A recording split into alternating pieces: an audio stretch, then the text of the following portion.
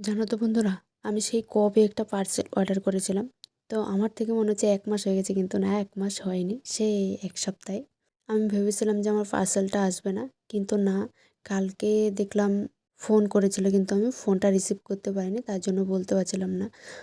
আমার 7 তারিখ আসার ডেট ছিল, যে পার্সেলটা ওটা এসছে 8 তারিখে। মানে কি বলো, আমার ফোনটা এসছে 8 তারিখে, তো আমি ফোনটা রিসিভ করতে পারিনি। তারপর সন্ধ্যাবেলায় আমাকে আবার ফোন করেছে, ফোন করে বলছে তোমার পার্সেল আমি বাড়ি নিয়ে গেছিলাম, তো তুমি বাড়ি ছিলে না, ফোন করেছি, ফোনও রিসিভ করেনি। তো আমি কোথায় ছিলাম সেটাই জানি না। তারপর আজ নিয়ে আসতে বললাম, তো নিয়ে এসছে। তো পার্সেল একবার কি বলো তো, আজকেও ফোন করেছিল, আমি ফোন রেখে মানে একটু কাজে গেছিলাম, তো ফোন করেছিল, আবার ও নিয়ে চলে গেছে। আমি ঘরে এসে ফোন করেছি, তা আবার রিটার্ন নিয়ে চলে আসে। মানে কি বলো তো, যে ছেলেটা ডেলিভারি দেয় ও মানে কি বলো, চিনে আর কি, সবসময় আমাকে পার্সেল ডেলিভারি করে ওই। তো তার জন্য রেখে দিয়েছে আর কি, অত রাগারাগি করেনি। কিন্তু অন্যজন হলে পার্সেলটা ক্যান্সেল হয়ে যেত। তো দেখো আমি পার্সেলে মানে কি অর্ডার করেছি, তো দেখে নিশ্চয়ই সবাই বুঝতে পারছো। হ্যাঁ, এটা হচ্ছে সে ট্রেন্ডিং শাড়ি, ইউটিউবে খুব মানে চলছে আর কি, তার জন্য আমারও খুব ভালো লাগছিলো, মানে দেখে খুব ভালো লাগছিলো, তার জন্য আমি একটা অর্ডার করলাম। তো শাড়িটা প্রথমে দেখে আমার জানি কেমন ঝটকা লেগেছিলো, তো পরে ভাবলাম যে না, এরকমই হতে পারে। তো তোমরা দেখে বলো তো শাড়িটা মানে কেমন, মানে কোয়ালিটিটা, যে কাপড়টা কেমন আসে সেটা বলো তো। আমারটা তো কি বলবো, যে শিফনের মধ্যে শাড়িগুলো হয় না, ওগুলোর মধ্যে এসেছে। আমি ঠিক মানে কোয়ালিটি বুঝি না, বুঝলে। তো এটার মধ্যে কি বলো তো, ব্লাউজ পিস দিয়েছে, আর ওই যে ঝুলগুলি দেখো, ঝুলগুলো যেমন দেখায় তেমন দেয়নি কিন্তু। তোমরা যারা অর্ডার করেছো তোমরা একটু বলো তো, যে তোমাদের হ্যাঁ এরকম দিয়েছে নাকি তোমরা মানে নিজেরা যেগুলো দেখা যায় ওগুলো নাকি নিজেরা করো, নিজেরা বানিয়ে নাও, ওটা বলো তো। যে এ দেখো, ঝুলগুলো একদম কেমন দিয়েছে, পাতলা পাতলা দিয়েছে।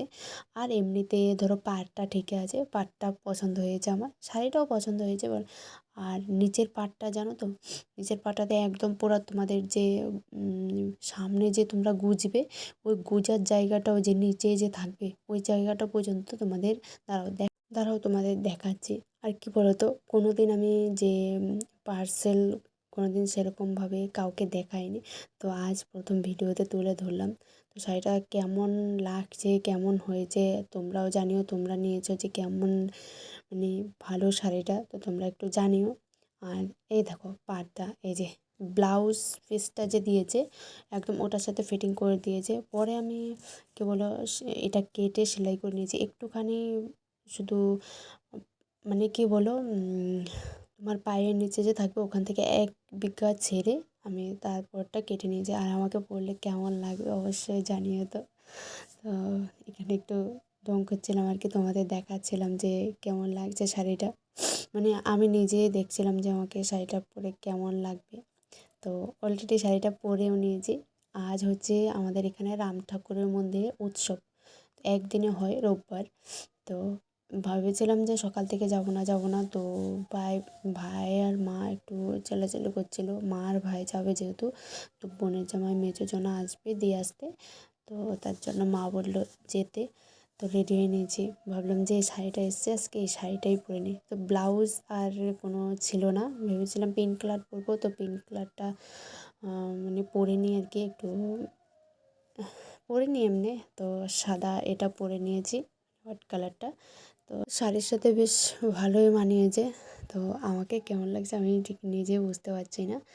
তো এখানে যে মা, ভাই, বোন যাবে না, আর ছেলে মানে গোলু দাঁড়িয়ে আছে। আর এদিকে গোলু কী করছে জানো, আমি যে ব্যাগটা নিয়েছি ও ওই ব্যাগটা নেবে, তো ব্যাগটাকে একটু ছোট করে ওকে গলায় ঝুলিয়ে দিয়েছি। তো ওই ব্যাগটা ও নিতে দেয়নি সারা রাস্তায়, মানে ও গলাতে ঝুলিয়ে রেখেছিল আর কি। তারপর ওখান থেকে জোর জবরদস্তি নিয়েছিলাম, একটু থেকে একটু হলে আমার জানো তো চুল টেনে ছেড়ে দেয়, মানে আমাকে থাপড়ে দেয়, এখনও ছোটো মানুষ তাই জন্য কিছু বলি না। তো চলো তোমাদেরকে একটু উৎসবের মানে কিছু দেখাই। তো এখন যাচ্ছি, এখন তো একটু জ্যাম কম আছে জানো, এত জ্যাম হয়েছে আর বলার বাইরে। আমি কি ভেবেছিলাম জানো, এই জ্যামের মধ্যে যদি আমার মানে মোবাইলটাই যদি হারিয়ে যায়, যদি চুরি হয়ে যায়, তার জন্য মোবাইলটা বের করছিলাম না। তারপর ভাবলাম যে না, একটু হালকা মানুষ আছে, তো বের করি। তো আশেপাশে একটু মানে ক্ষেতে ছিল আর কি, ফুল বাগান ছিল, সেটাই তোমাদের কাছে শেয়ার করছিলাম। আর এখানে এটা কি বলে, কি পুকুর না ট্যাঙ্কি বলে জানি, পাকা। এটা খুব ভয়ানক লাগে আমার দেখতে। তারপর আর মোবাইলটা ঝটপট করে আমি ব্যাগে ঢুকিয়ে চলে এসেছি প্রসাদ নিতে।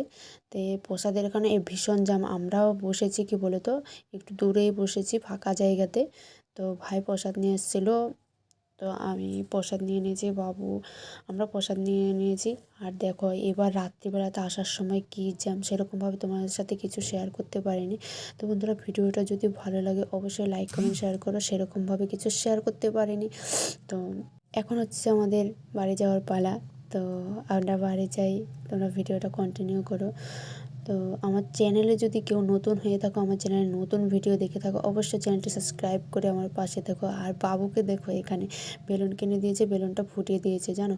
তারপর কি বলো তো, লোকে ওই যে ছোটা ভীম বেলুনের মতো যে, ওগুলো সুতা দিয়ে বেঁধে আর বাচ্চাদের হাত থেকে ছুঁড়ে মানে ছুটে যায় আর কি।